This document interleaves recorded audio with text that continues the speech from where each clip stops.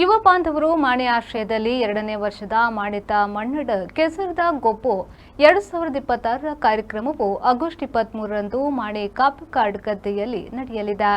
August 23ರ ಆದಿತ್ಯವಾರ ಬೆಳಗ್ಗೆ 8 ಗಂಟೆಯಿಂದ ಕಾರ್ಯಕ್ರಮವು ಆರಂಭಗೊಳ್ಳಲಿದ್ದು, ಮಾಣೆ ಶ್ರೀ ಉಳ್ಳಾಲ್ತಿ ದೇವಸ್ಥಾನದ ಆಡಳಿತ ಮುಖ್ಯಸ್ಥರಾದ ಸಚಿನ್ ರೈ ಮಾಣಿಕುತ್ತು ಕಾರ್ಯಕ್ರಮವನ್ನು ಉದ್ಘಾಟಿಸಲಿದ್ದಾರೆ.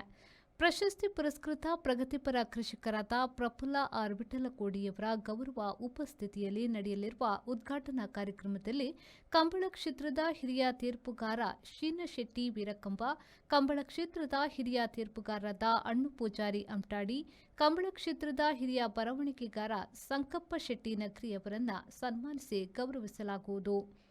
ವಿಶೇಷ ಆಕರ್ಷಣೆಯಾಗಿ ಬೋಳಾರ ತ್ರಿಶಾಲ್ ಕೆ ಪೂಜಾರಿಯವರ ಕೋಣ ಚಾಂಪಿಯನ್ ಕಾಳನಿಗೆ ಸನ್ಮಾನ ಕಾರ್ಯಕ್ರಮವು ನಡೆಯಲಿದೆ.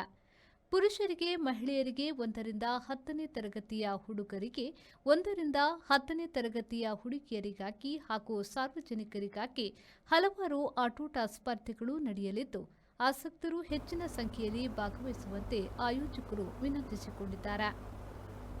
Bureau report, ವಿ4 news, ಮಾಣೆ.